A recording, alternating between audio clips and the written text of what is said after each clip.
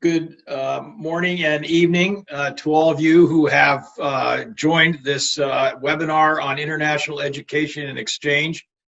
I'm sorry that Linda has had a little bit of technical difficulty, so let me begin by welcoming you and thanking you for your participation in this very important conversation given the current global climate.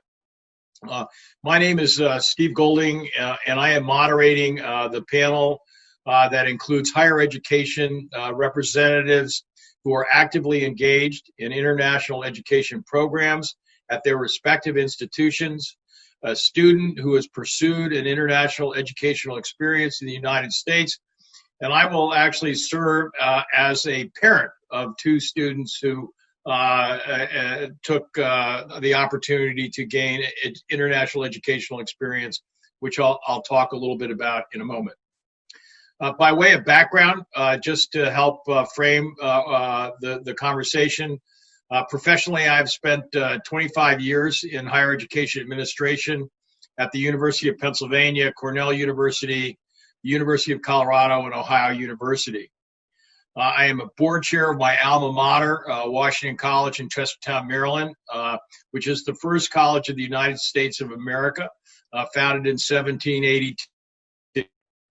I am an advisor to Linda's company, We-Education, and I currently serve as a senior fellow with the Association for Governing Boards and consult with them with member higher education institutions. So I have a background in higher education and appreciation for the opportunities that it provides students both domestically and internationally. Additionally, I am a parent of two children who both pursued their own international educational experience. My son received a master's in history at St. Andrews University in Scotland, and my daughter spent a semester at Siena, Italy for her sophomore year in college and received a master's in international studies from Sussex University in England. Each of my experiences have helped inform my own views of the importance and value of an international educational experience. And I would like to offer just a few thoughts for your consideration to jumpstart this conversation. From the standpoint of the students, gaining a broader global perspective while seeing their own country through a different lens offers a rich and wonderful opportunity for students to learn about themselves, learn about other countries, and learn about their own country. From an institutional perspective, the diversification of the student body enriches the community and the learning opportunities. While from the host country's perspective, not only does this provide a talented workforce opportunity, but it also creates community building, which we can talk more about in the question and answer time frame. While the above informed my professional experience and interests, let me also talk a little about my perspective as a parent. And more specifically, both of my kids had spent their entire lives in the United States, and they only knew the world through the lens of what was happening here in this country. And when they had the opportunity to go overseas and actually live with families from different countries to look at how other countries interpreted the United States and what was happening in the United States, and had an opportunity to engage with a broad number of students from different countries, it just broadened their perspective and made them much better as human beings. And much more educated in terms of the worldview. From the standpoint of their own experience, both of my children would tell you that they still have any number of friends who they met while they were overseas. And those relationships to them are just as important as any relationship that they built here in the United States. And they still communicate with and share wonderful experiences with those former classmates of theirs. And again, it just creates wonderful bridges across the world. And from a host, the standpoint of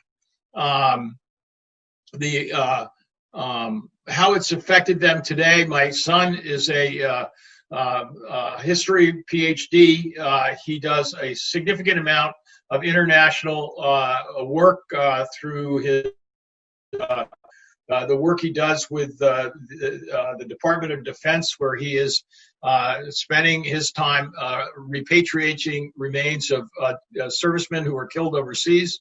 While my daughter has begun working at Tufts University, where again she engages with international students in a number of different ways, and she's able to offer her own experience to them, and that too I think has proven to be very beneficial. So as a parent, when I look at how my children have grown and how my children have developed, it has clearly been the international educational experience that has had a tremendous impact on their lives, not only how they are as human beings, but also how they see the world and how they interact with people from around the world. And I find that to be of extreme value. And I will be the first to admit, and I know there are questions that people want to talk about later, that when I was encouraging my children to go overseas, it was a different world. There were different sets of challenges, and certain challenges that we have today did not exist 15 years ago. But I believe even with those challenges, an international educational experience is of such value that it's worth the effort to find ways to create those opportunities. And therefore, I want to commend We-Education for creating this opportunity to have this conversation, because I think it is such an important conversation for us to have as we think about the world and as we think about the need to find common solutions to our global problems. Now that, I would like to turn to the panelists who we have invited here today, and first of all, thank them very much for agreeing to participate in this very important event. And I'm confident that you will find their insights and observations very informative and valuable as you think about the opportunities that we are here to discuss today. Our first panelists, two panelists are representatives from universities. And the first one I would like to introduce is Dr. Rahib Ghazal, Director of Drexel's English Language Center at Drexel University. Dr. Ghazal's research and work was promoted cultural understanding in educational settings, and has received funding from Citigroup International, the American Embassy in Cairo, the Boeing Company, among others. She received her PhD in Educational Administration from the State University of New York at Buffalo, and her MA in Teaching English as a Second Language from the American University in Cairo, Egypt. Dr. Ghazal has served as an instructor and advisor at the German University in Cairo, the American University in Cairo, Niagara University, and the State University of New York at Buffalo. Our second panelist is Dr. Timothy Caller, who has taught English as a second foreign language and provided academic leadership at universities in the United States, Japan, and China for over 25 years. Currently, Dr. Caller is a faculty member and director of English as a second language instruction in the English Language Institute, the University of Buffalo, State University of New York. Dr. Caller's approach to language learning combines his previous experience as jazz musician and saxophone instructor with his ongoing interest in applying principles of the Montessori method of education to language learning environments for international graduate and undergraduate students. Now, I have asked the panelists to talk on a variety of different subjects, from the kinds of programs and resources that their schools have developed to enhance and enrich international educational opportunities, how their institution has benefited from a diverse international student body, what the current barriers are to recruiting international students today, and what strategies and programs they may be thinking about to mitigate them, the skills and the capabilities that international students should develop in order to enhance or take advantage of their international educational experience, and how the international educational experience has created opportunities for universities around the globe. So with that, let me turn over, and Dr. Ghazal, why don't I start with you, please? Sounds good. Thank you, Steve. Welcome, everyone. My name is Ruby Ghazal. As Mr. Golding mentioned, I'm the director of the English Language Center at Drexel University, and I'm an associate teaching professor at the College of Arts and Sciences. Before I start, I would like to thank Ms. Linda Hay for organizing this and inviting me, and Dr. Chang Davis, and of course you, Steve, for moderating. I would like also to thank We-Education, Emma and Grace, for their communication and getting this together. So thank you very much for the opportunity, and I value our partnership. Before I start talking, I would like to emphasize that I am an international student. I came to the United States 11 years ago. My family is pretty international. My immediate family lives all over the world. So we live in the United States. My husband is a Canadian from Lebanese origin. My children from Germany, and my parents came from Egypt. So you can imagine how easy or difficult it is to try and organize a family trip for us. I know exactly, well, I can relate to the experiences of international students because 11 years ago, I was one of you. I decided to come to the United States because I believe in the American higher education system. I believe in the opportunity to learn and to engage with the community, with other students, and to get the best education there is. Higher education in the United States is a little different from my home country of Egypt and other countries that I visited. And I've visited quite a few. I love traveling, and I've been to at least 20 or more countries around the world, studying sometimes and touring other times. What I like the most about education here is the opportunity for me to choose the way I learn. It's the opportunity for me to pick what I would like to focus on. And it's the support that my universities in the United States invest in to help international students in their journey. So Steve mentioned 4 or 5 points that we wanted to talk about. So I want to talk about first the support that American universities, and particularly my current university, Drexel University, is working on to support international students. We all know that this is a very difficult time worldwide. We did not expect the huge impact that the pandemic is having on different countries. I lost a friend this week to the virus, and we've all been impacted one way or another. But at the same time, universities in the United States and my university have been up in arms and working very hard to make sure that our campuses are safe campuses for international students. We work on multiple levels to support the need of any international and domestic student coming to the country, with different task force focusing on the academic. What would they need? So for example, in Drexel University, all international students have been given the option to study online or come face-to-face. And if they decide to come face-to-face, they will be living in single dormitories, for example, versus the double dormitories. We also have, as a university, medical school, and a hospital, we have been working on our own research to help everyone with the COVID, whether it is creating masks, doing research on the virus, or even with our College of Engineering, actually developing apps that supports communication within the Drexel community. We are also working on the space and providing social distancing.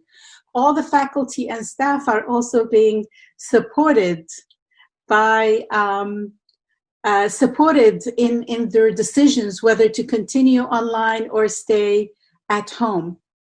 The university is committed to diversity, to inclusion, to justice, and this is why we appreciate and we look forward to always welcoming international students on our campus.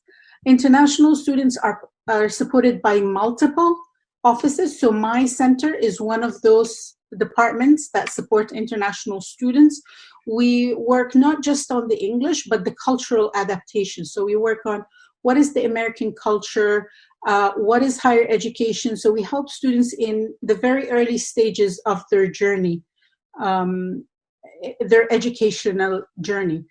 Drexel is also a co-op institution. So one of the main things we do is we try to help all students and international students find internships and jobs during their education journey to practice what they're learning. So it's a hands-on experience. I learned marketing, so we set them up in a big place like Comcast, or they work in NPR, or they work in one of the biggest companies in Philadelphia. Now, what are the benefits? I talked a little bit about the benefits, and Mr. Golding also spoke about that. But my own benefits as an international student was the exposure and the connection. My best friend actually lives in Shenzhen. I met her during our PhD program here, and I was lucky to go and visit last October. It's a beautiful city, Shenzhen. If I chose anywhere to live, I would go live there. But when we first moved to the US, we had barriers. Some of them are academic, related to the expectations. It's all on us as learner. We are responsible for our own learning, and this took a while. Some of the barriers is being away from family. Other barriers is the distance. So we're talking to you now, it's 9:30 in the morning, and now it's 9:30 in the evening where you are. So I'm sure this is not easy.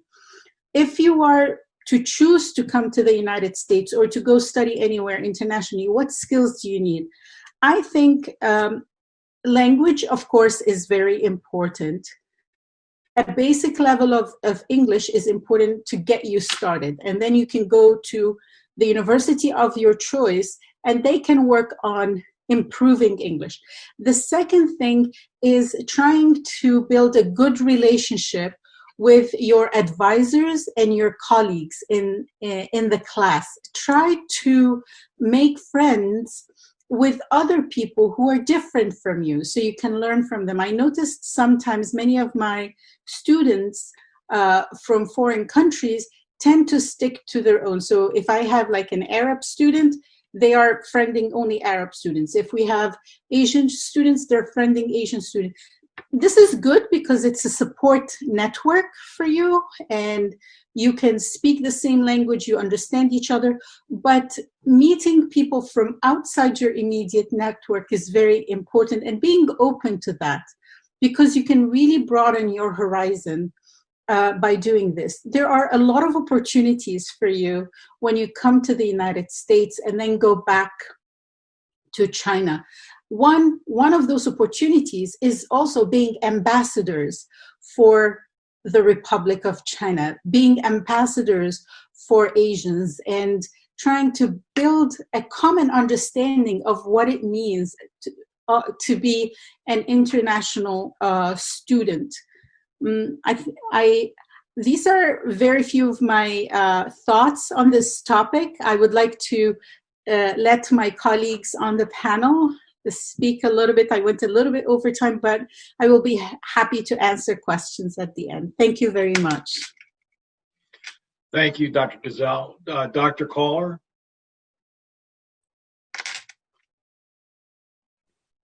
Okay, I needed to remember to unmute myself, so I think everybody can hear me now.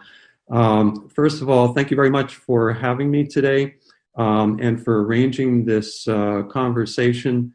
It's my pleasure to be here, and it's also my pleasure to see Dr. Ruby again. We're colleagues and friends for a while now, and I haven't had the chance to see her or talk to her for a while. So thank you again, and welcome everyone to the seminar. Dr. Ghazal has mentioned a lot of, I think, really the highlights of what the advantages of having this type of international experience really are.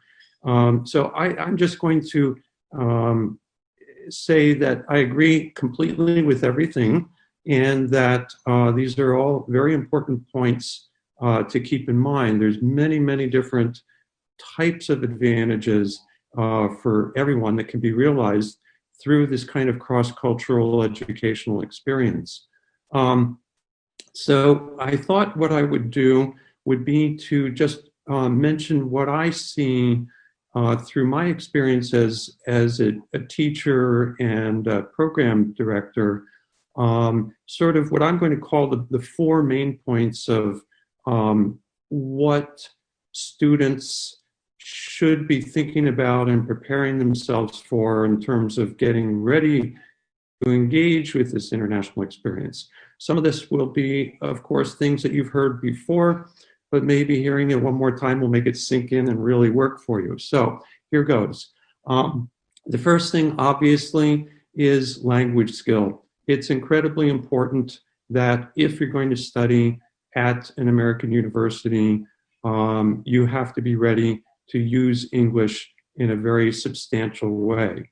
And in fact, I like to talk about the sophisticated use of English at the university level. And while I know that right now, most people are focused on what do I have to do to get a higher score on the TOEFL or the IELTS or that whatever the next exam might be. Yes, all of that is important, but you need to go beyond just the test, and getting ready for that in every possible way, including things like daily use of English, slang, and things that go beyond just the textbook. Secondly, I also think it's equally important to be well versed and understanding of the culture of the American university and what its expectations are going to be. And those expectations vary, of course, from university to university, but most students have a pretty good idea of what the academic expectations are, but they're not always as familiar with what the expectations are in terms of the culture of the university. And by this, I'm referring mostly to this American system of education in which each of us has to proactively argue and defend ourselves. And that means asking questions, speaking with professors, going to office hours, engaging with study groups, contributing to classroom discussions, so forth and so on. And that can be a big challenge for a lot of students, particularly coming to the United States from a country where the educational system does not encourage that. The third thing that I would suggest is that it's very easy for a lot of students who come to the US to, after they're here, kind of hang out in the rooms and enjoy life, okay? Let's put it that way. But what I've noticed is that's a really important characteristic of the successful international student is this would be somebody who has developed a really good sense of self-discipline and personal responsibility, such that you no longer have somebody sitting around watching what you're doing, telling you what to do, when to do it, how to do it, where to go. It's really up to you. And indeed, this is part of any college experience, but it's even more important, I think, for international students, particularly if you're not as used to this, I have to do it by myself kind of expectation. So understanding that, I think, is really valuable. And the last point that I'll make, which is going to follow what Dr. Ghazal began to talk about, is this idea of engaging proactively with those people outside of your immediate social network. And what I mean by that is it's a very, very common experience for students to hang out with other students who speak the same language and come from the same country or culture. That's normal. We expect that. Nobody's going to be upset by that. But if that's the only group of people that you're interacting with, you're going to miss out on a huge amount of the benefit of being an international student at an American university. So you have to push yourself to engage with American students. They're curious about you and your country. And also, it's a really good idea to become as actively involved in university activities as much as you can. Student clubs and such is very important, and that's part of the education besides just what you get in the classroom. So I'll stop here for now, and just by mentioning those four main areas, and turn it back to Steve for other questions and comments for everyone else here today. Thank you. Thank you, Dr. Collar. Now we're going to turn to the student panelist, Miss Bonnie Chen, a former gymnast, artist, actress, model director, and a graduate of the University of Pennsylvania. Ms. Chen has been featured in LA, Bazaar, Rogue magazines, and is working model for LV, CD, Giorgio Armani, Gucci, and has been featured in commercials by Clarin, Shanghai, Tang, Furla, CK, and other brands.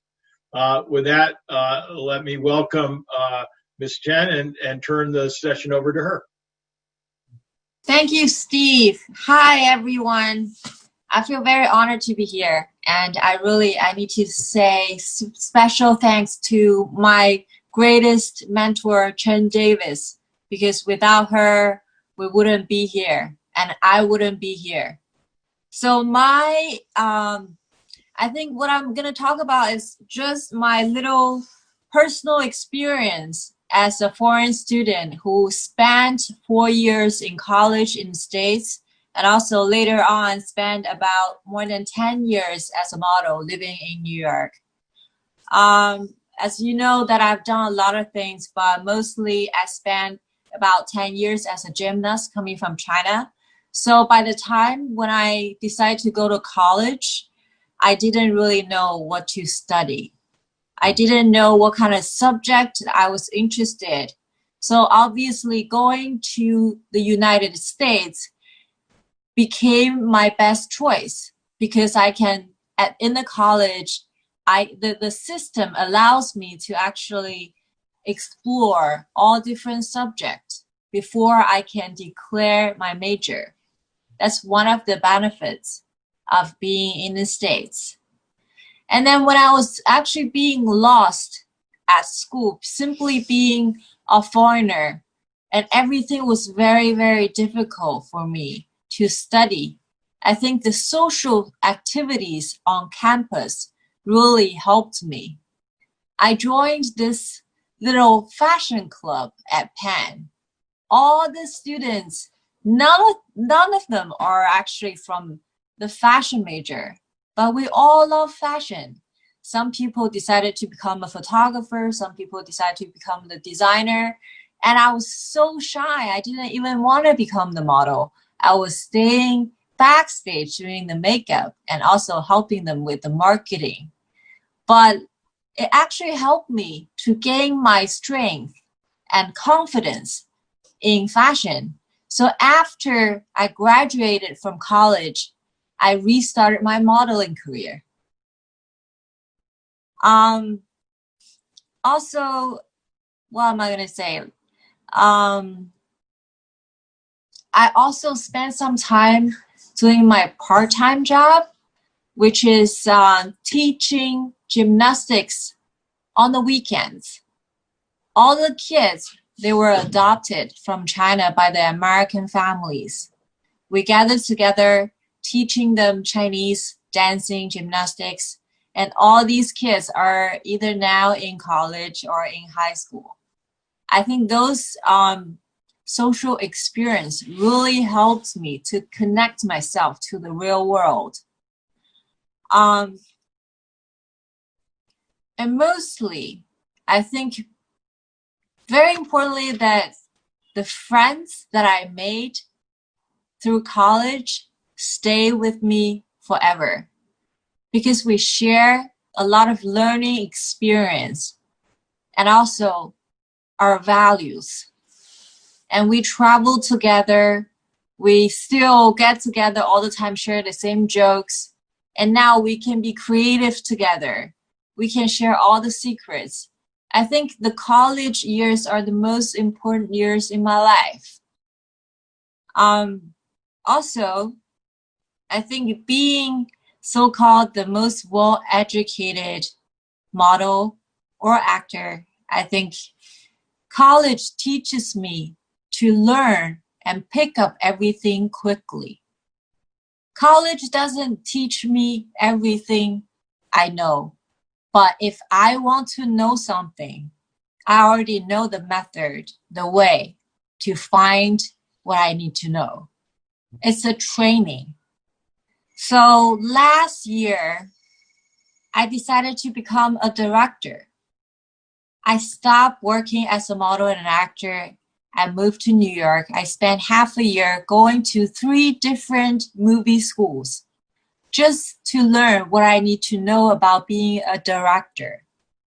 I think being educated overseas put myself out of the comfort zone so that I can challenge myself to learn anything I want to know. And I have a longer career in creative industry. That's all I want to share. I hope that it will help all the people, all the kids who want to study in the States. Thank you.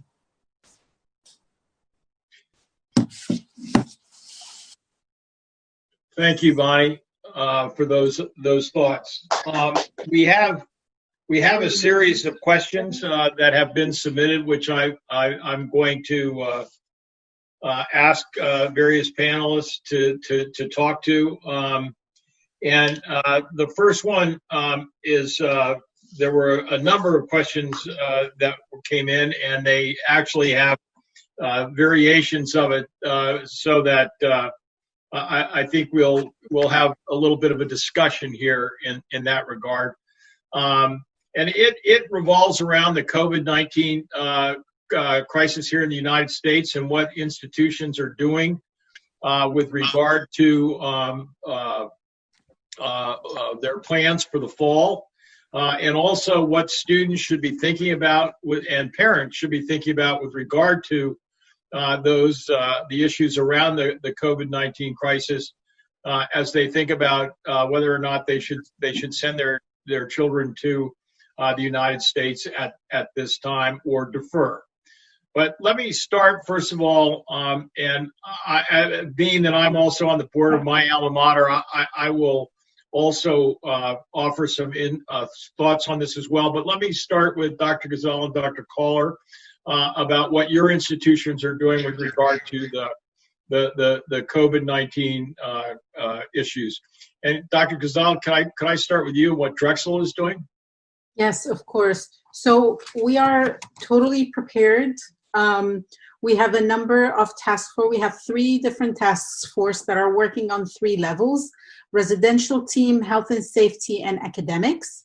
The academics is in charge of the coursework, the availability of courses online versus face-to-face, And what's happening here is that we're dividing the courses into a number of categories. Courses that are lab-based and necessary to be on campus. And in fact, those are already back in campus. So research and labs have already opened once Philadelphia turned green and safer. There are a lot of safety measures that are in place.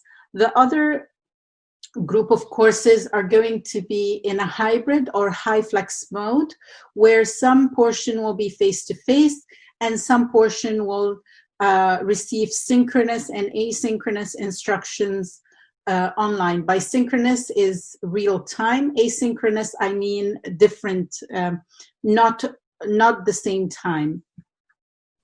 At the health and safety level, there's the vice president for facilities and buildings. He has a big team that has actually went and examined all the buildings. As you know, Drexel is a city campus, so we are in the middle of Philadelphia. They went into all the buildings, assessed the HVAC, the air conditioning and heating systems. They changed all the filters.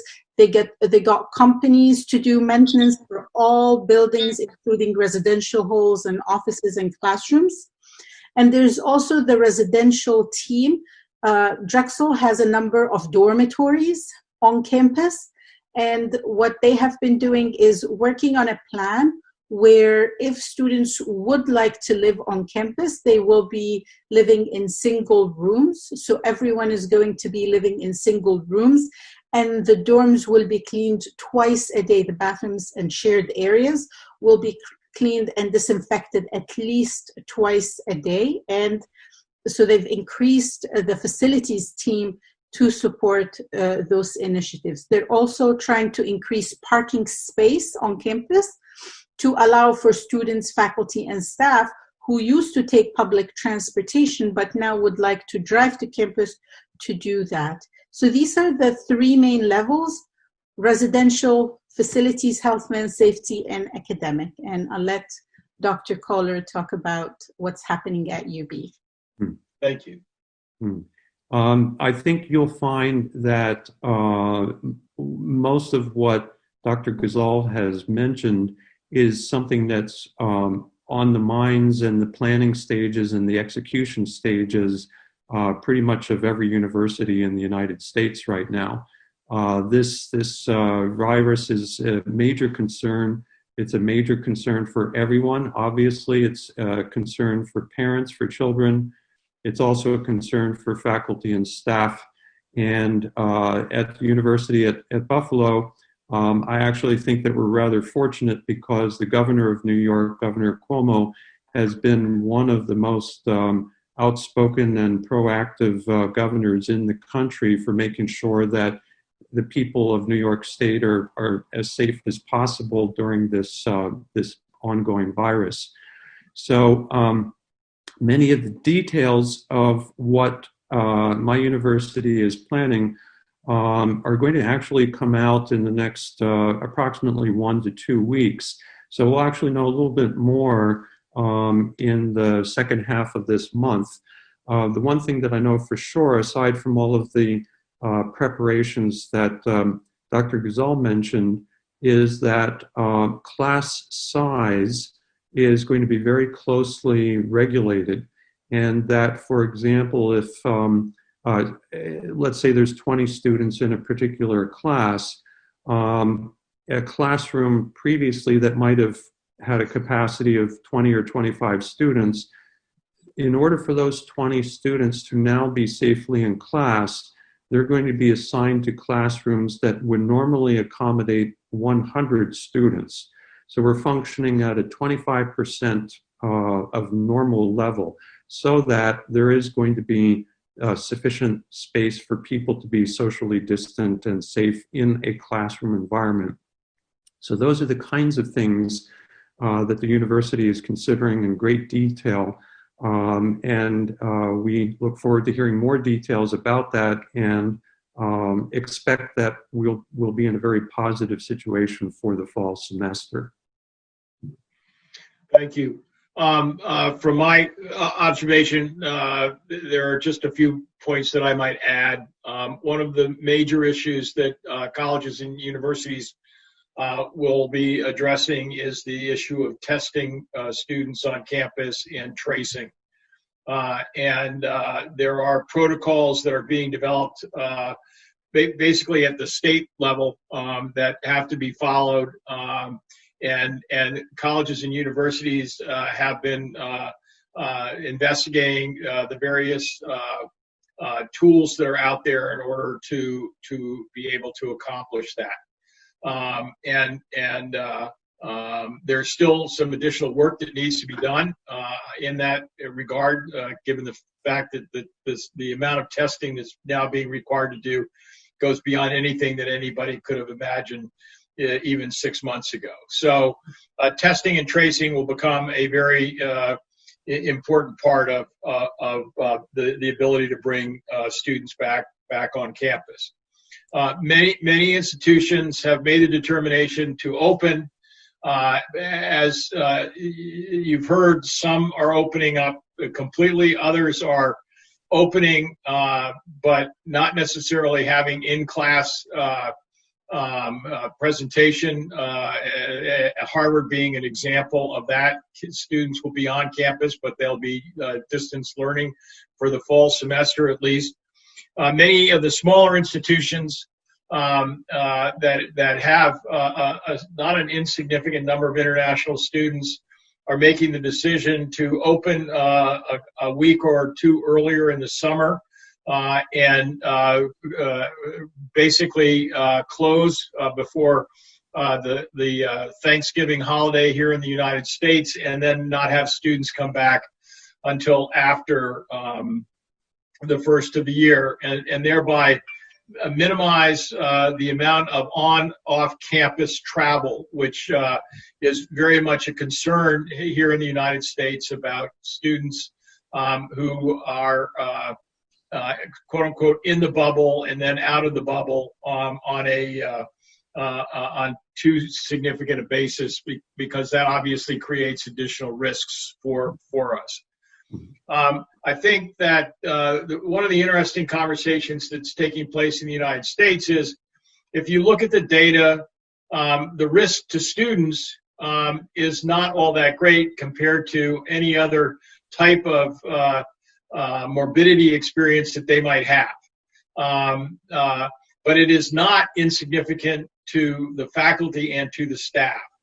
And so institutions have had to reorient their thinking in terms of protecting faculty and staff, even as students have demonstrated and their parents have demonstrated that they want the on-campus residential experience.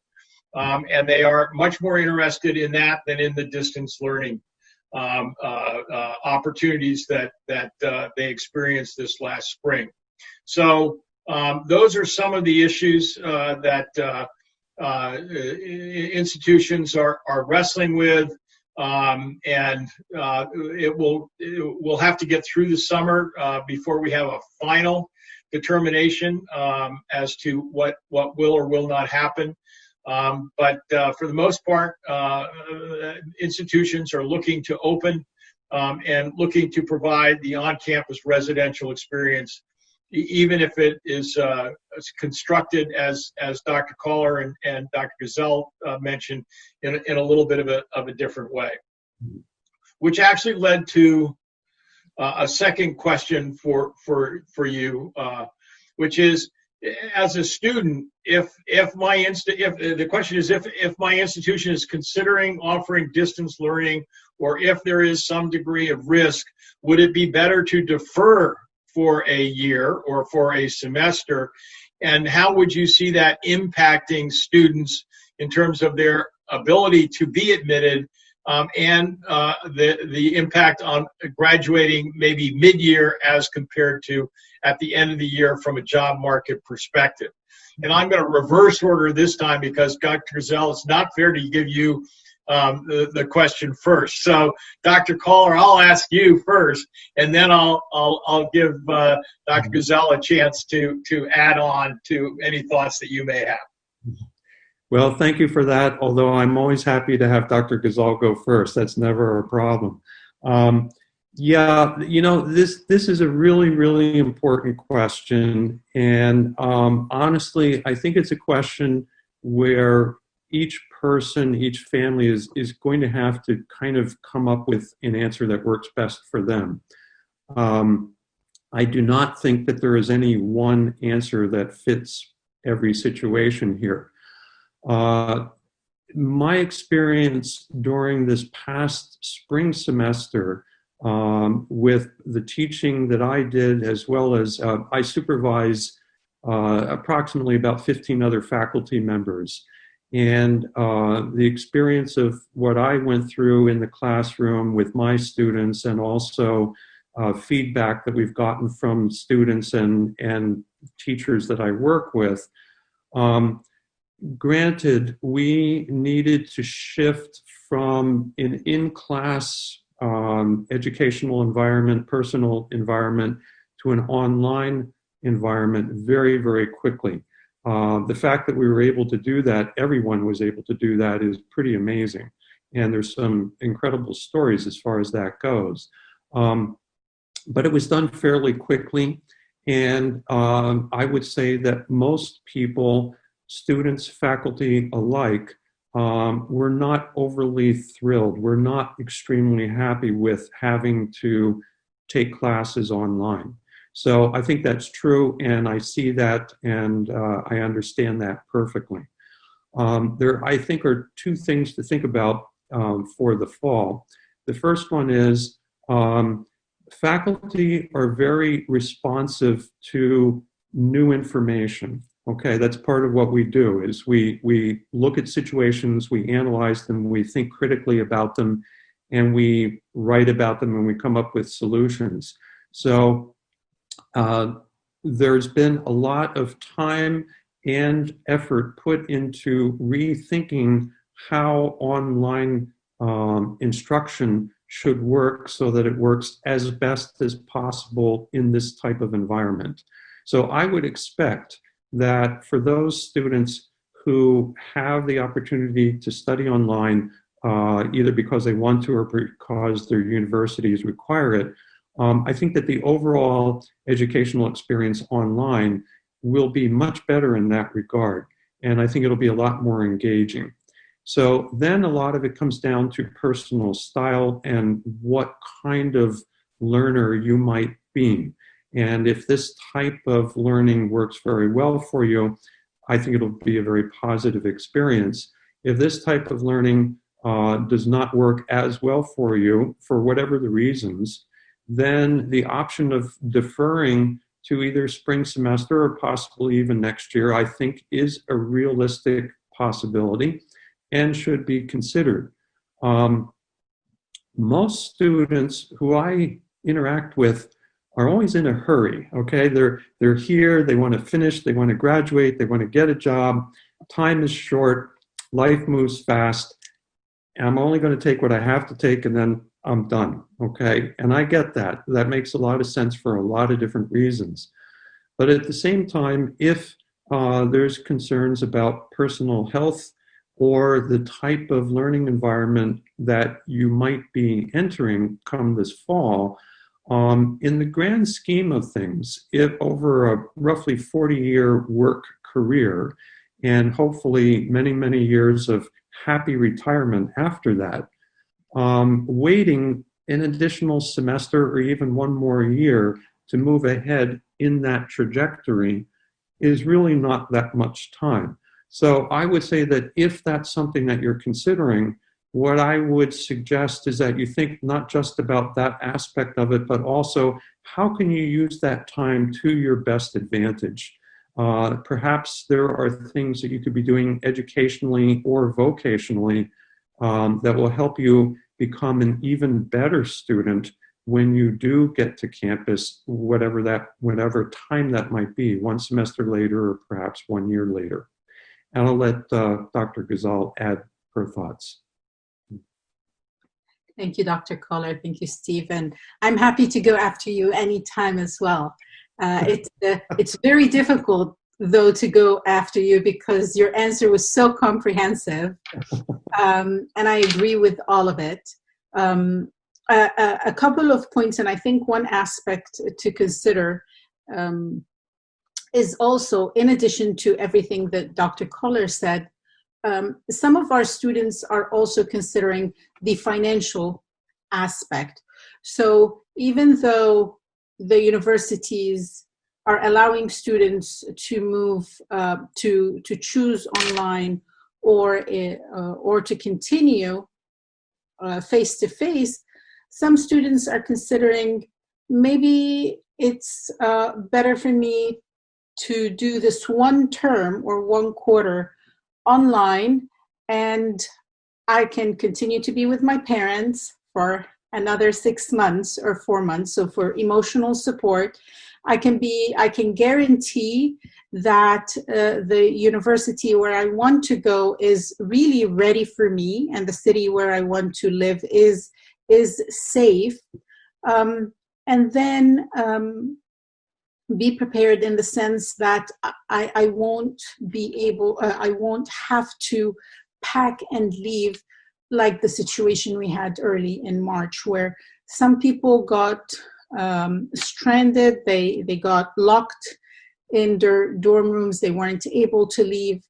We are not sure what the health situation is going to be like in the fall. We're taking every measure and every precaution to make campuses safe for students who prefer to come to campus. However, we are not sure if there's going to be a second wave or not. And in this case, it's really a decision for the families and for the students whether they want to be on campus or whether they would like to defer, like you mentioned, Steve, to a winter. For us, it's a winter start or a spring start. Drexel has a quarter system which allows more flexibility. For the first time in many, many years now, Drexel is also allowing a winter entry. So because of our co-op program, we always only accepted a fall start for freshmen. So freshmen could only start in the fall. But because of the current situation and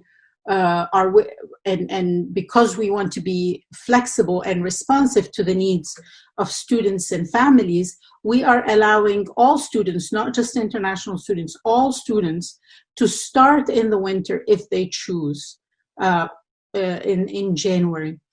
Having said that, my students, even though we had to shift very quickly from a face-to-face to online, we noticed that some students really thrived online. So sometimes students in the classrooms were shy, we're not communicating, and we're not engaged in the classroom. And we found that some of those students were really very engaged in an online environment. So sometimes the online environment allows more flexibility to people, allows them to be more responsive and engaged. And in other times, it's the face-to-face that is really energizing. Again, like Dr. Kohler said, there is no one correct answer. It all depends on your preference, your circumstances, and what you feel comfortable with. Thank you. Thank you. Bonnie, I have a question for you. Yes. Hi. Hi. It's actually a two-part question. The first part of the question is what did you do to prepare before entering the University of Pennsylvania for the international experience? Did you take any special program courses? Yes. What are the things that you did to prepare so that you could go to the University of Pennsylvania? I was actually it's a kind of a very smart strategy. I actually, before I came to the States, I speak 0 word of English because I was a gymnast, didn't really go to normal school, but I studied English in Hong Kong at the Kaplan Language Center. I prepared my SAT and TOEFL for almost a year. And then I applied for a small liberal college in California. And I really studied hard enough to get straight A's. And also with the help of Chen Davis, she was helping me, she was advising me to choose college, to talk to different professors at different college, getting really good recommendation letters from my professors. I was able to transfer to Penn. I think that was the strategy that really works for me. And I think the pre-college program is actually a very good strategy for a lot of students. Would you advise students to consider going to a small liberal arts college first before transferring to a larger university, if that's really what their goals and objectives are, or was that just something that was just sort of unique to your own personal experience? I think it's more unique to my personal experience because of my language. I didn't really speak English, and I didn't really know what I really wanted to study. You know, a lot of my friends, when they first enter college, they already know they want to do finance. They want to become a banker, but I didn't know. I would say I was a late boomer. So it really depends on what you want. If you already know what you want when you're 16, go ahead, you know, right? Yeah. So now I have to ask the second half of the question, which is, given your background and your training before you came to the United States, what was it that caused you to want to pursue that international educational experience? What was it that motivated you in order to pursue that experience as compared to something else? That is a very, very important question to my life, actually. Before I came to the States, I was a model. I entered this international competition and I won top 10 in the whole world, which means I already have the contract working with all different brands. But coming from China, I didn't really understand what fashion was. I wasn't able to enjoy the whole working process. But spending 4 years in college, I was able to actually see the world differently from all different kind of subjects, understanding people from all different kind of world. I studied marketing at Wharton. I know all the brand stories. I was more interested. So after I graduated from college, after I became a model again, I feel everything has a life. You know, working with a different brand, I was actually able to talk to CEOs or the designers to communicate with them what they want, what can I do as a model, as a spokesperson, or what I can do creatively for the future. So that actually helps with my modeling career. Thanks for your question. I hope it helps. No, I think every student has their own journey. I don't think everybody has the same experience, but I think hearing people talk about their experience allows people to begin to think about theirs or to contextualize it. That's also, why I asked. Last thing I want to say is that not everyone knows what they want since they were born, so it takes time. Just allow yourself to explore, and you would find what you want eventually. And I should ask you one more question, which is, were your parents very supportive of your doing this? Yes, actually, I have an exhibition in China. It's called 15 out of 40. I curated 80 letters between me and my mother during my college years. My mother wrote me hundreds of emails when I was in college, I was very lost, and she wanted to talk to me even after phone calls. So she wrote me everything, but I didn't reply. I feel really, really bad. And after 15 years, I started writing back to her as who I am now. And now it becomes art. And it is part of my exhibition.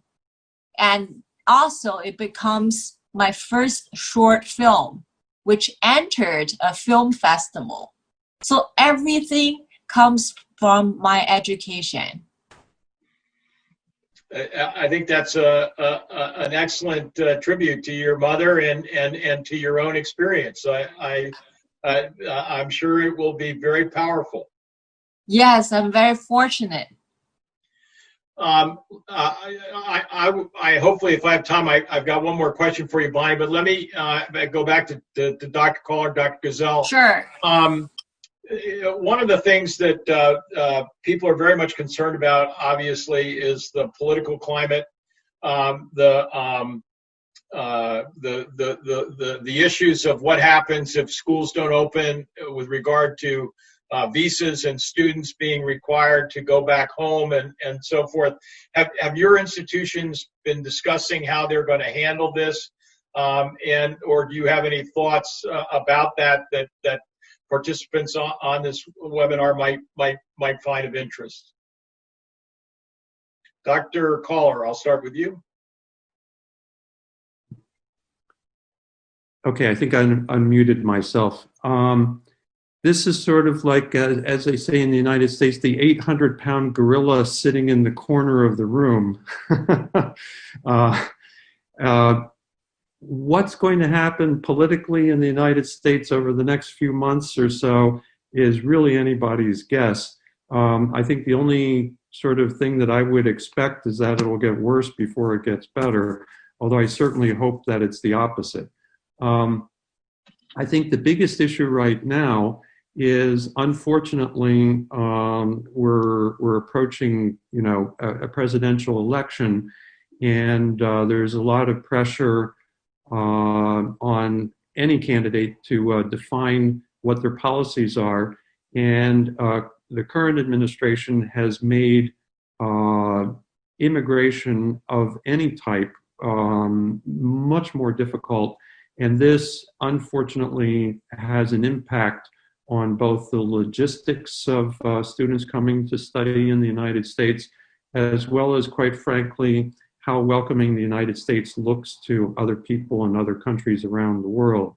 The only thing I think I would say from my perspective is that whatever messages people are getting through mass media, social media, please keep in mind that America is a very, very large country, a very, very diverse country, and there's a lot of people in the United States who are incredibly welcoming people.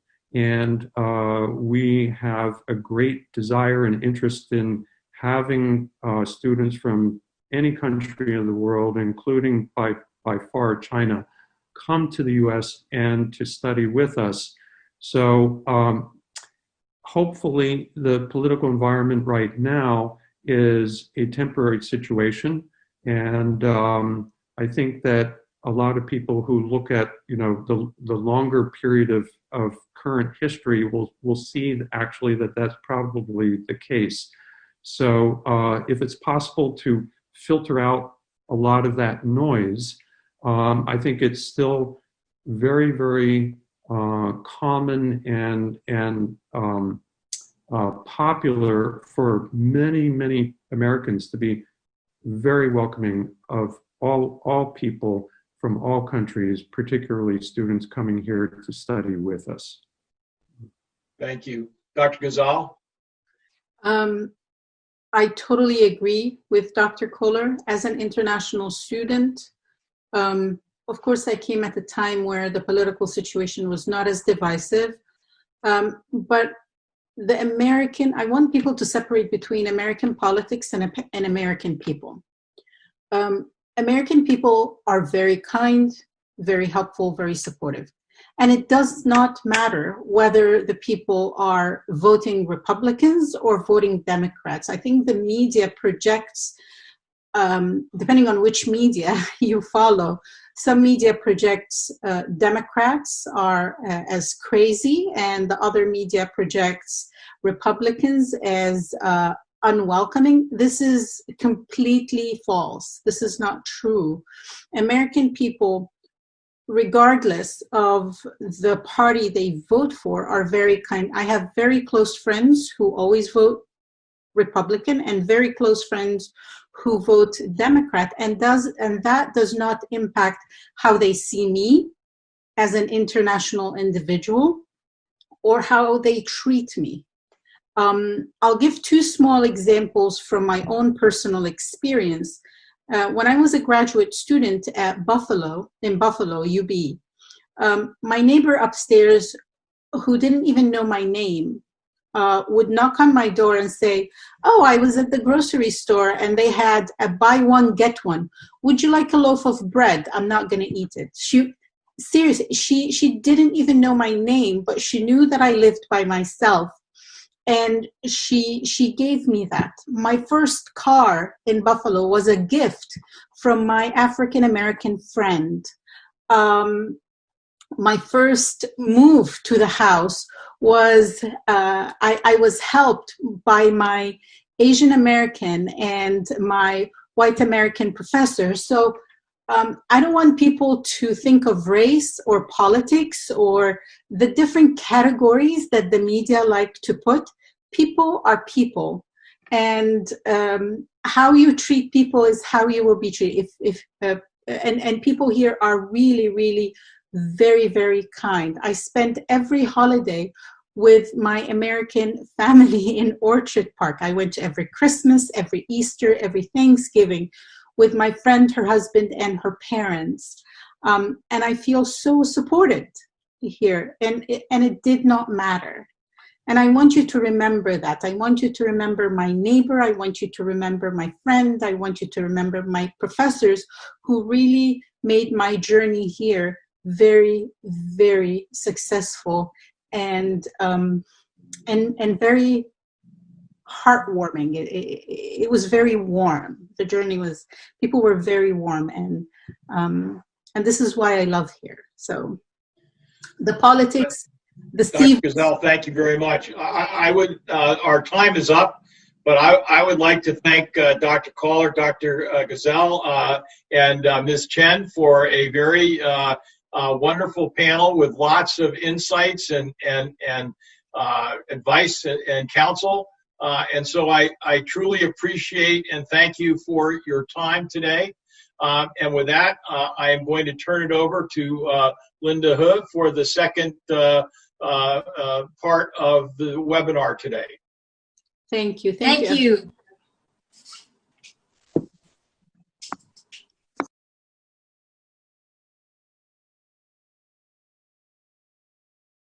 好的，各位好，我代表这个We-Education， 也是代表这个中美青少年教育发展基金会来欢迎大家，同时呢也非常感谢这次活动的协办方金说、埔思学院、We-Education 包括兰亭会还有WAILIAN集团。今天呢我们这个线上的论坛呢，主要是解答国际学生的家长对于留学美国的疑问，能够安心的能够帮助大家能够完成赴美的留学的计划。因此呢，我们在这场圆桌论坛中间呢，邀请了Steve Golden 先生作为主持人。那么我会主持下一个板块，就是跟骆家辉先生还有跟这个我们法政集团的那个王广华先生的这个对话。主要是我们能够去跟这些教育专家能够探讨当前的疫情，还有我们突发的这个有关签证各个就是不利的这个因素中间，怎么能够能够去避免这些那个影响。那个 Steve Golden 先生呢是俄亥俄大学的高级校长顾问，同时呢他也是康奈尔大学的前副校长，在这个促进这个纽约州在经济发展的多样性，并且制定战略和这个纽约州立大学的技术方面、区域经济方面呢做了很重要的贡献。那个青少年教育基金会呢，做了很多的就是有关帮助那个留学生学业和就业方面的这样的一些工作。同时呢，我个人的话呢，也是支持了哥伦比亚大学和哈佛大学的一些有关青少年情绪管理以及有关多媒体和家庭沟通的这个相关的这些项目。同时呢，我们等一下呢也是会请这个王广发先生来进行那个他的一个发言。然后呢，我在这里呢也介绍一下那个王广发先生，他是法政集团的这个董事长，也是著名的王府学校的总校长。同时呢，还是也有其他领域，像医院啊，在这个很多的这个学校里面担任了这个终身教授。是在教育方面呢非常是有贡献的一位中国的企业家。所以呢，下面呢就是请那个王广发董事长来进行发言。尊敬的各位嘉宾、各位专家、在线的朋友们，感谢何梅女士主办邀请本人参加就疫情后留学美国与中美国际教育交流新展望这一主题，我们进行深度的交流。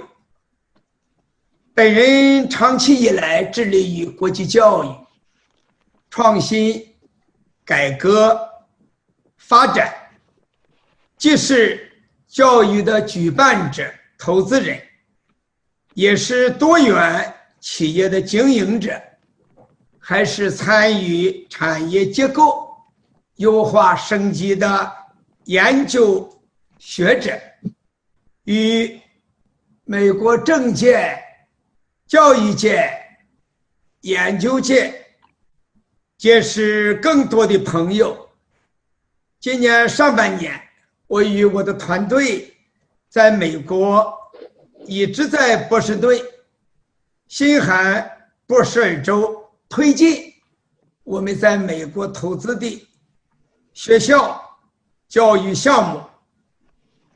我回到北京刚刚上班才1周的时间，应该说，因为我和何梅女士也是多年的老朋友，说因此在这一个场面上，我们通过交流未来中美教育的发展趋势，我觉得非常好。我觉得面对世界发生的疫情，对于世界留学美国的变化影响是产生的。同时我觉得线上线下结合的教育教学，跨越空间的继续完成学业，这是疫情后更应当作为留学生抓住的主要矛盾、中心工作。国际关系、社会、经济、政治的方面，同时疫情和留学都改变了不确定的因素。但是我觉得通过社会各界积极采取有效方案，精诚合作，疫情这个仗会打胜，留学未来合作会有更多的创新发展的思路。在这样的情势变迁的形势下，我们的中国的教育部等几个部委联合出台新型新时期教育走出去，优质教育引进来，留学生广泛地呼吁他们走留学发展的道路，对未来国家高精尖国际人才培养应该说释放了很好的信号。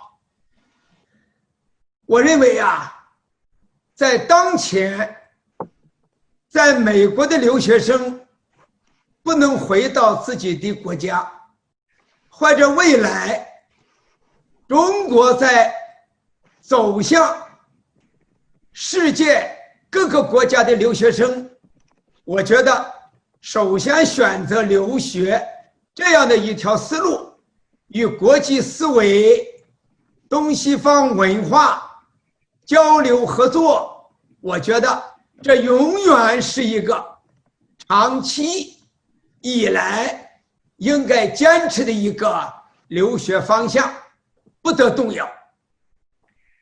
我觉得从国家支持留学的政策越来越开放放开，对于留学人才的标准，国际机构、中国参与的国际机构构建世界人类命运的共同体，我觉得这样一个方针也不会改变。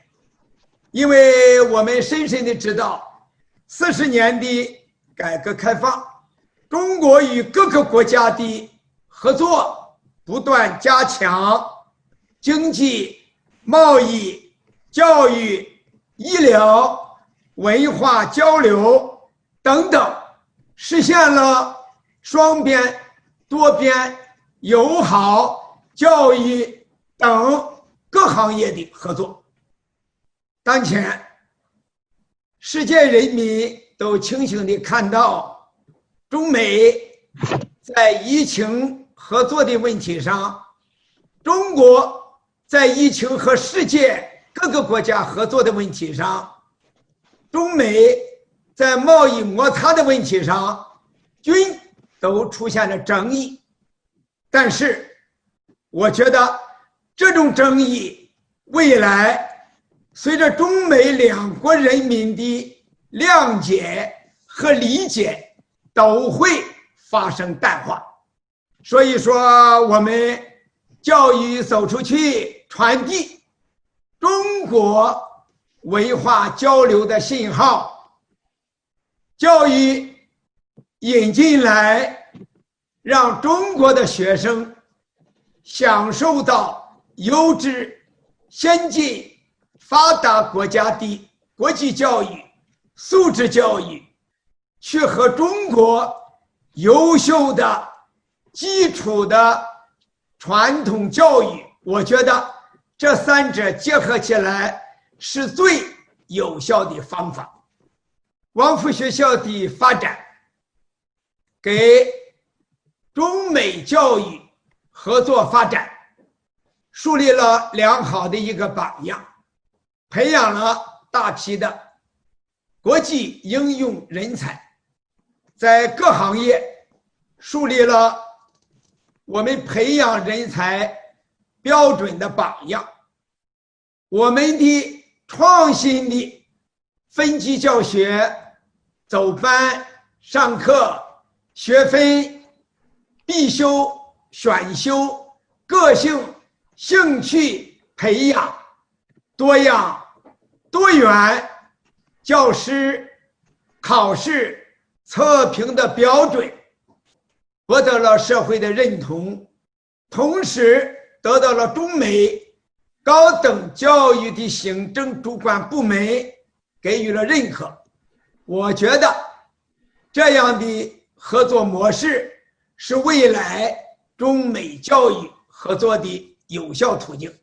几年前，法政国际教育集团在美国投资创办的美国布什学校，以及近期正在改造装修的美国梅纳德学校，都会对中国教育走出去，中文教学走出去，让投资所在地的社区人民、当地学生都会受益，让他们了解中国的历史文化，了解中国的教育，了解中美两个国家在未来领域的合作，青少年受益。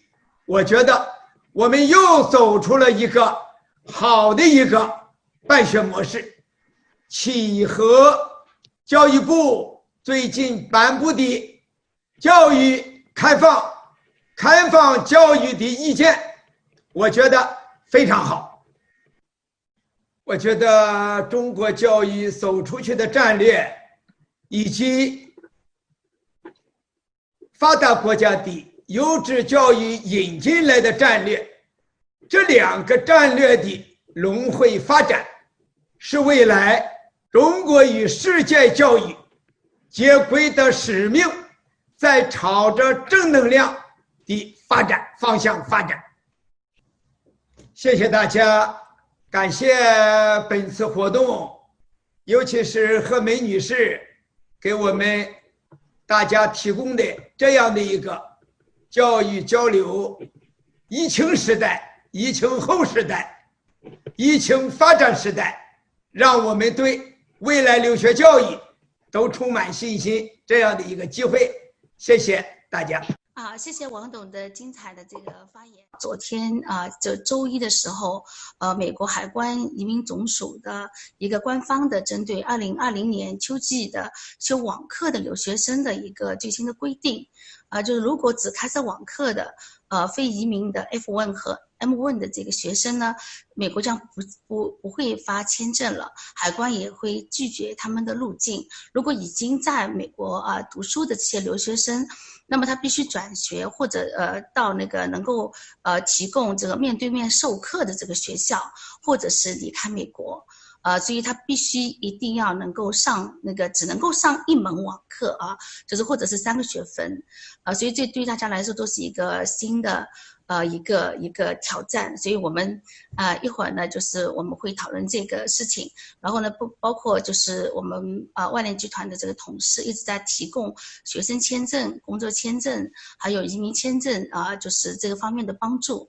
那么我们也是非常理解家长的焦虑，所以呢我们会持续的做这样的就是对话然后呢我会介绍一下那个Greg 我的那个老朋友大家都会知道他是前那个驻华的这个这大使而且现在也是华盛顿的前州长然后呢他现在又有一个新的一个工作就在 Bayview 是做一个校长这样的一个就是一个新的一个角色。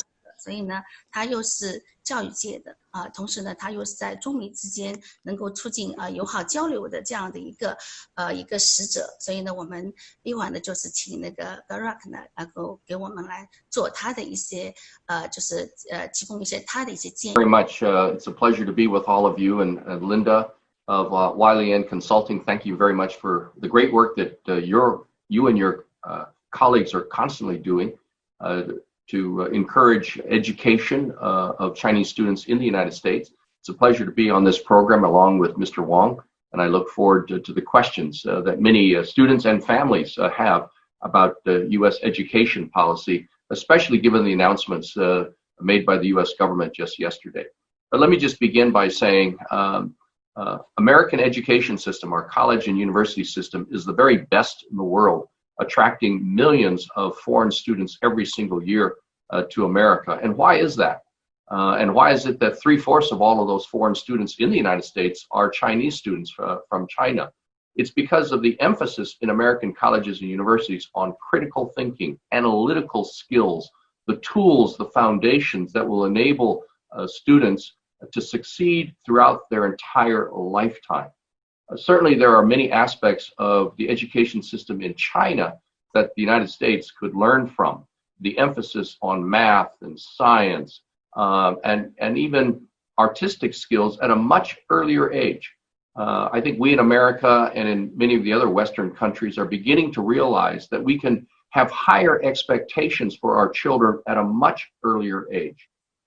But the one thing that separates the Chinese education system from the American education system, and which really makes the American education system so unique all around the world, is that emphasis on critical thinking, analytical skills, reasoning, And those are the skills that people will need, whatever their profession, even if they change professions throughout their lives.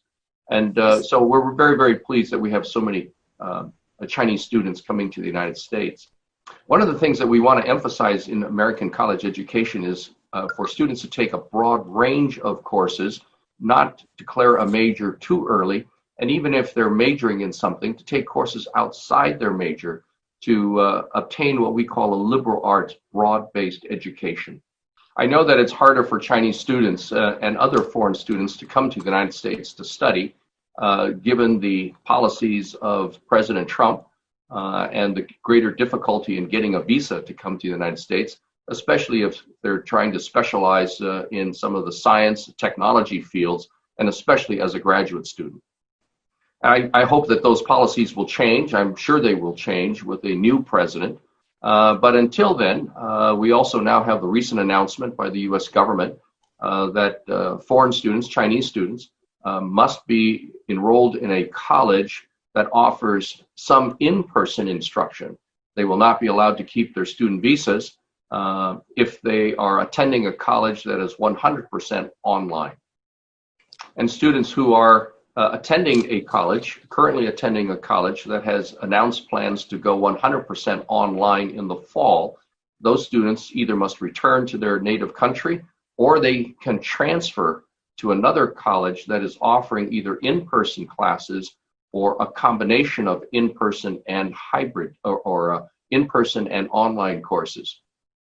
And certainly my college that where I'm the interim president, we are offering a combination of online and in-person courses so that our international students, our students from China, will be able to remain. And we certainly would be open to receiving transfer students or students from other universities who would transfer to Bellevue College.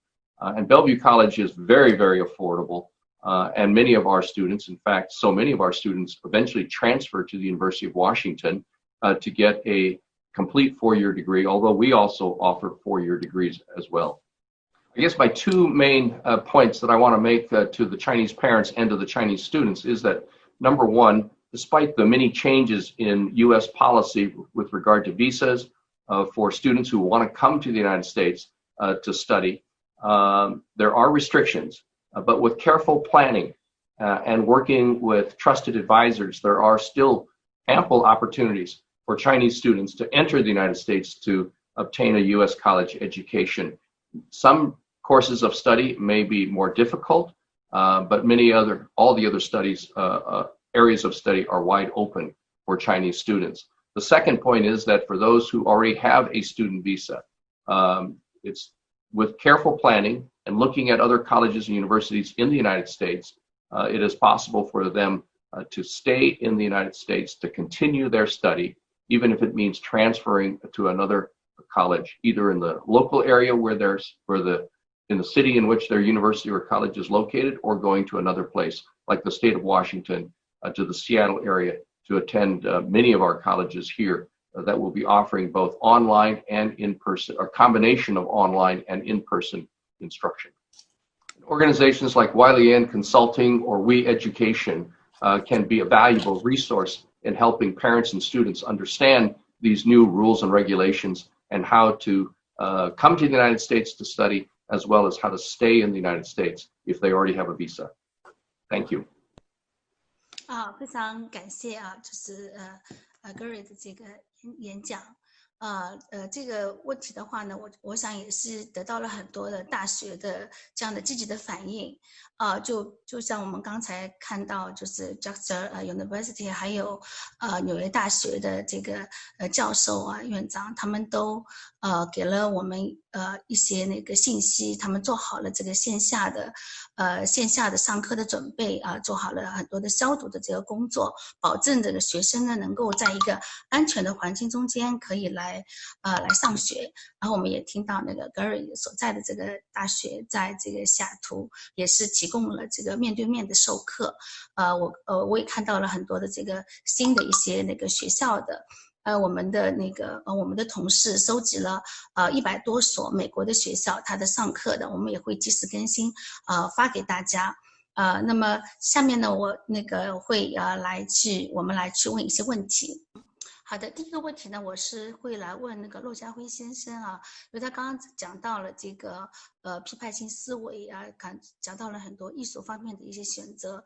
那我们知道说，由于这个目前的这个美国的这个政策啊，在这个选课的这个方面，家长也觉得是比较就是比较迷惑的。所以呢，在这里呢，我也要感谢一下骆家辉先生对于我们的中华青少年交响乐团的这样的一个之前的支持啊 ，NYU China 对于这个就是子女啊，在这个音乐呀、艺术啊，在这个就是批判性思维发展的这方面的重视。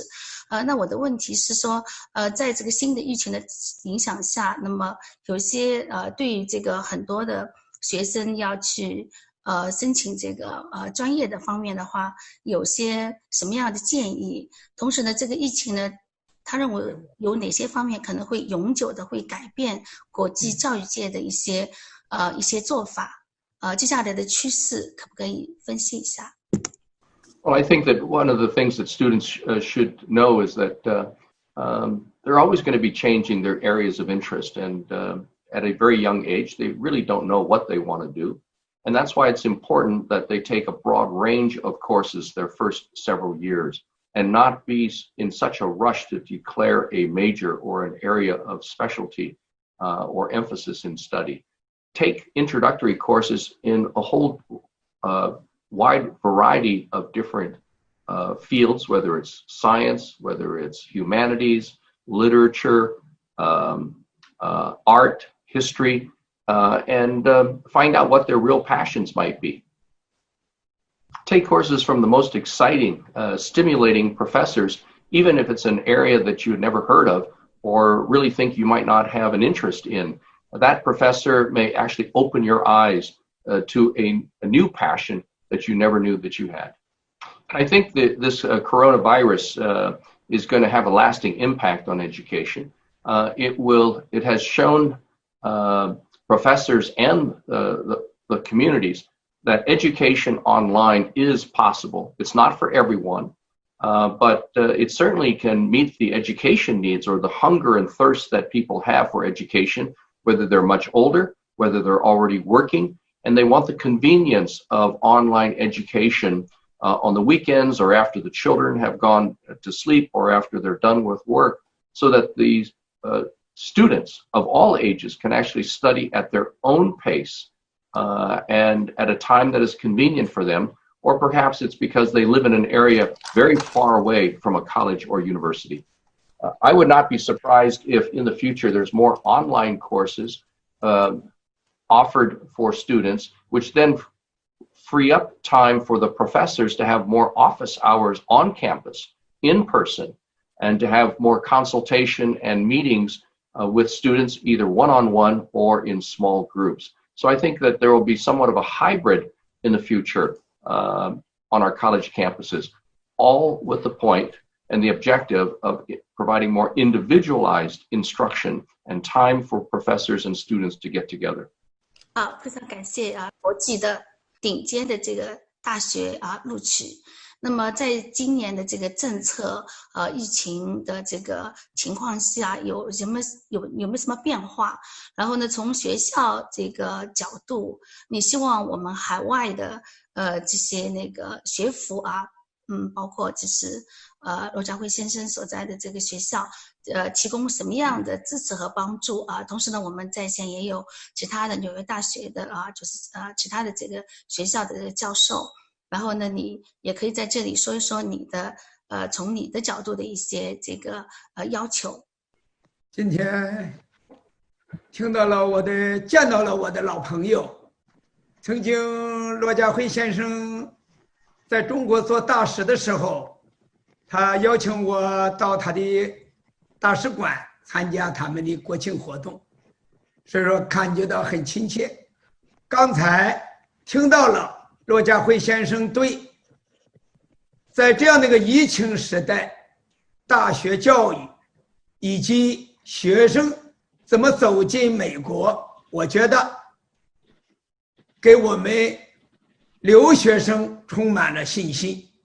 王府学校的学生应当说，今年申请大学他们学生都非常满意，获得了1065个录取通知书，而且同时获得了530万美金的奖学金。所以说，我觉得这些学生，他们部分同学进入到前30名的大学，尤其是其他国家前5名的大学，我觉得他们都非常优秀。疫情对他们在升学的问题上没有受到任何影响，仅仅在美国的签证政策的时间的变化，可能对这些学生在签证时间走进美国学习的这样的一个问题上，可能出现了一个小小的障碍。但是我觉得像骆家辉大使先生所讲的，未来新的总统上任之后，签证问题、留学问题都会得到圆满的解决。未来平安留学是保障留学生在所在国学习的安全问题，我觉得是家长和学生最关心的一个问题。学业、毕业、学分、就业、继续学习的问题，我觉得刚才骆家辉先生给我们出了很好的方案。何美女士，通过你很多资源也可以满足中国留学生在未来走进美国需要解决的新方案，我对你们2位都充满信心。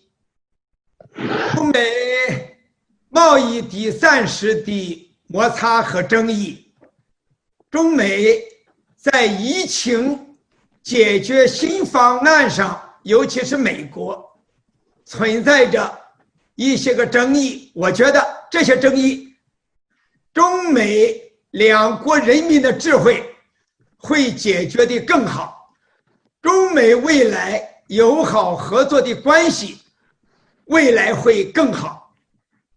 最后我想向骆家辉先生，我的老朋友，致以崇高的敬意。为什么？因为他卸任之后又从事高端的人民喜欢的教育这样的一个职业，又兼着一位校长，对培养未来国际高精尖复合型人才，为世界培养人才，他在做着伟大的贡献。我觉得中美教育的未来在他的引领下也会合作交流的更好。谢谢家辉先生，谢谢何美女士。Thank you。谢谢王先生。这是我们做一个这样的一个对话，我们还会持续的来组织美国的教授、院长还有一些这个社会那个有影响力的人士来跟我们探讨和解答留学生家长关心的问题。同时呢，在7月12号星期天的时候，我们也请到了这个英国的教育专家，萨里大学的校长就是剑桥大学的教授、院士，还有伦敦政经的教授来跟我们谈一谈英国接下来的机会和对留学生家长是不是他也可以有其他的这个选择，他们的这个政策是怎么样的。然后呢，我们会安排下一次，我们也欢迎下一次就是王华先生还有这个骆家辉先生能够来再次的来跟我们一起来交流。然后呢，下面呢，我们要请 Steve 先生能够对我们这次论坛就是做一个总结。Thank you, Linda.